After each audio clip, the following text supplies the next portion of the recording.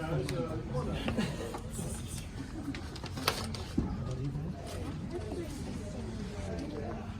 There's one chair here, and there's one chair in the back.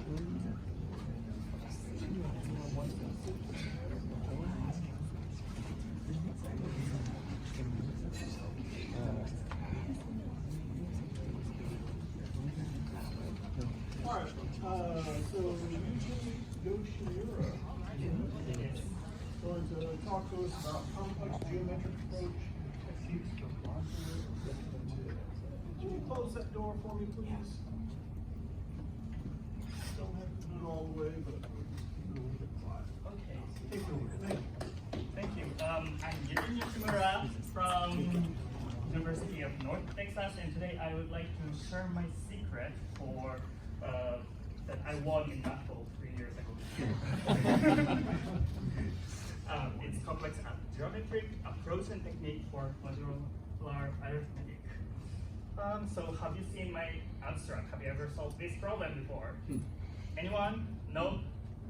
I guess not. So it seems like there's a meaning for me to talk about this problem. And when we say divisible by 38, it means two things.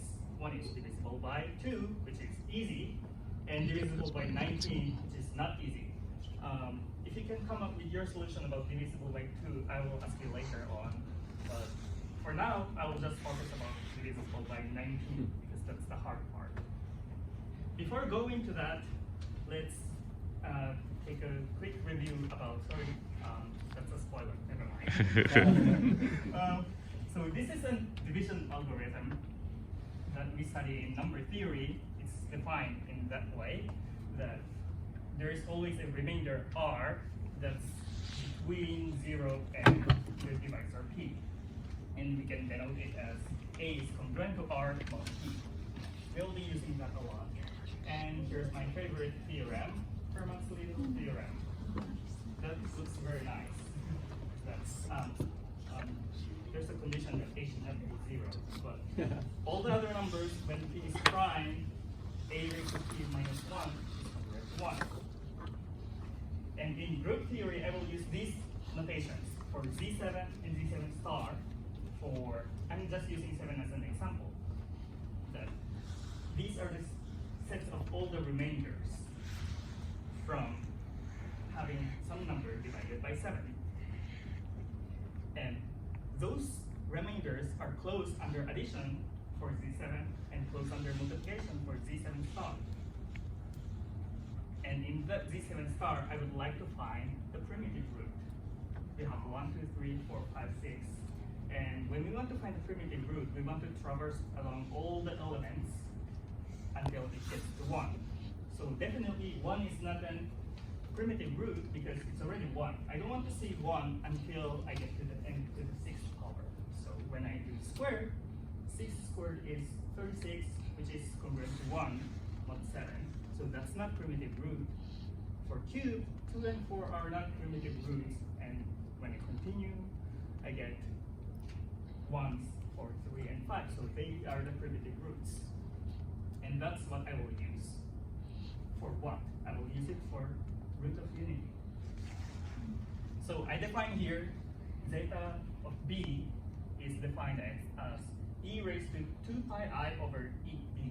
Then what that means is that on the complex plane, there's a traversal along the unit circle. It goes like this. So first you have 1 on the real axis, and it goes rotation all along. How do I do that? There's a circle group. Circle group is a set of all the points on the unit circle of a complex plane. So it has infinitely many points on the unit circle. However, I'm only going to use finite points, finite and discrete points. Here I define it as C6, which can be constructed as a cyclic group of zeta 6. What's zeta 6? It's you're dividing the circle into 6 equal parts and put the points. And here's the group isomorphism. Here I'm trying to use 3 as a primitive root for mod 7. and I define a function that goes from complex plane to Z7 as phi of Z6 equals 3. What does it mean? So I have the phi of Z6 going map to 3. When I square it, 3 squared is 9, which is actually congruent to 2 mod 7. When I cube it, it's 6, 4th root is 4, 5th root is 5, and going back to 1. Here's a very beautiful function that I'm going to use a lot. For what? It has many nice properties, like conjugates. We know what's conjugates in complex numbers. The real numbers are the same, but the imaginary part is having exactly opposite sign. If we take conjugate in ZP, that's actually a multiplicative inverse to each other. So 3 and 5 are multiplicative inverse, mod 7, and 2 and 4 as well. For example, if I do 3 times 5, that will end up 1. So that's multiplicative inverse. Another thing is that I can just find quadratic residues very easily using this. Quadratic residue means an element that can be expressed as a square of another element. So if I want to look for something, I'll just map it to ZP. So here, starting from 1, I skip 3 and take 2 as a quadratic residue, skip 6, go to 4, skip 5 and take 1. So those 3 are the quadratic residues for 1, 7. But that's only about multiplication. Now I want to extend it to addition so that it will be more convenient. So I want to do algebraic numbers. So starting from C6, I want to extend to Z of zeta 6. How I do it is I'll take all the points that I defined earlier is already in Z of zeta 6. I'll put 0 also in that set, and any element that can be caused by addition of these elements are also in Z of zeta 6. So it's plotted everywhere on the complex plane. It's sparse, it's discrete, but you can find it everywhere. Then I can construct a ring homomorphism, which means an operation in the complex number is preserved as an operation in Z7. And it is defined just like how I defined Z of zeta 6. So there's a function psi that maps exactly the same way as phi that I defined earlier, and I will add 0 mapping to 0, and any addition on complex numbers is an addition in ZP. Here it's Z6. So it looks like a tessellation or just filling up the complex plane entirely. And it looks nice on Z7 because you can fill it up using triangles, but if you use something like prime number like 11, then it's a pentagon, so it's asynchronous pattern. Now, if I do the homomorphism from complex numbers to ZP, I'll have some nice properties like chords. That e raised to pi I over 3 minus e raised to 2 pi I over 3, which is 1/2 plus square root of 3 over 2i minus negative 1/2 plus square root of 3 over 2i is exactly 1. What does it mean in ZP? So 3 minus 2 is 1, 5 minus 4 is 1. And this holds for all the prime numbers, not only for mod 7. Other things, this is too obvious opposite sum lemma. If you add 2 numbers, 1 and 6, that's going to be 0. Same thing for 3 and 4, same thing for 2 and 5. When you add up, it's 0. Nicer one is this one, triangular sum lemma. If I take 3 points, that will make a regular triangle, like 1, 2, and 4. The sum is 0, as well for 3, 6, and 5. So that's what I'm going to use. Now going back to the main problem, has anyone figured out how to show that this is divisible by 2? Anyone? just use 19 and plug a bunch of functions. Okay.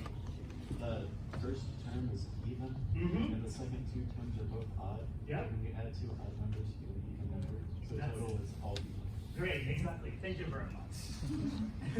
So that's for divisible by 2. Now for divisible by 19, I'm going to make it easy.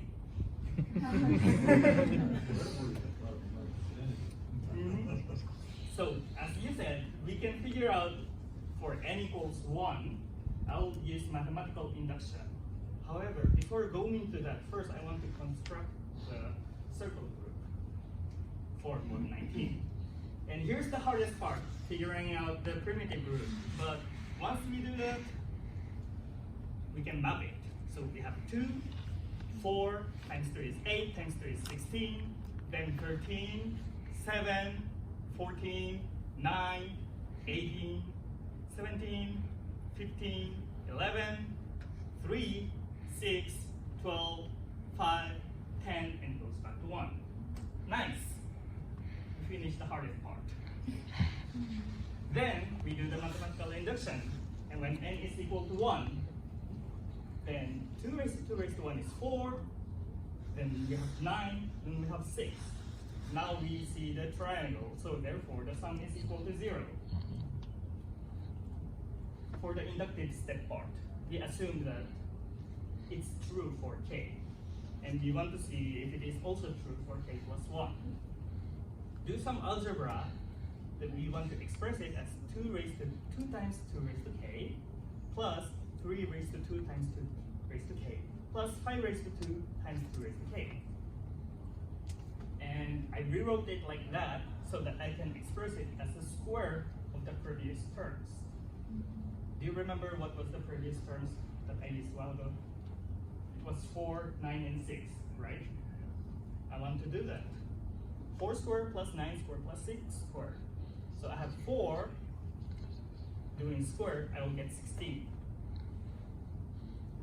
For 9, having a square is 5, and 6 squared is 17. So there I have another triangle. 16 plus 5 plus 17 is congruent to 0. How about if I have 16 and 5 and 17 at the beginning? What's their squares? 16 squared is 9, 5 squared is 6, and 17 squared is 4. So going back to the previous triangle, 9 and 6 and 4. So therefore, it's divisible by 38. Any questions?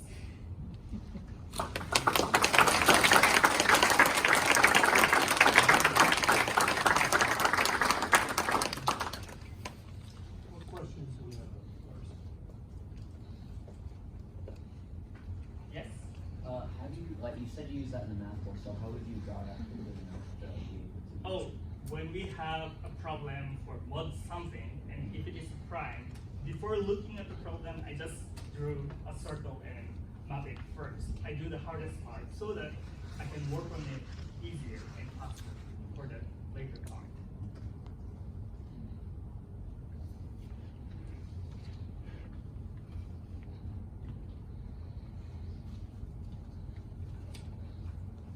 Anything else? Yes? Could you do the same thing but with maybe like 4 terms? So if it was like 2 squared to the n plus 3 squared to the n plus 5 squared to the n plus 7 squared to the n? Could you Sure. do the same thing with an expression like that? Sure. It's not applicable for mod 19 because that's not a right prime number to use. But if you use something like mod 17, then 17 minus 1 is 16, so you will map on a complex plane with squares, and you will have the square sum.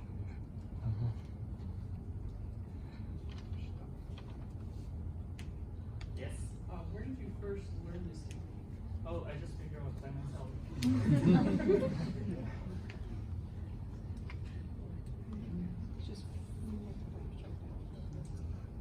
Just Seems about right. Yes. What inspired you to think about this problem? Actually, since when I was undergrad, I was working on how to solve algebra problems using complex numbers geometrically, and this is just one of them.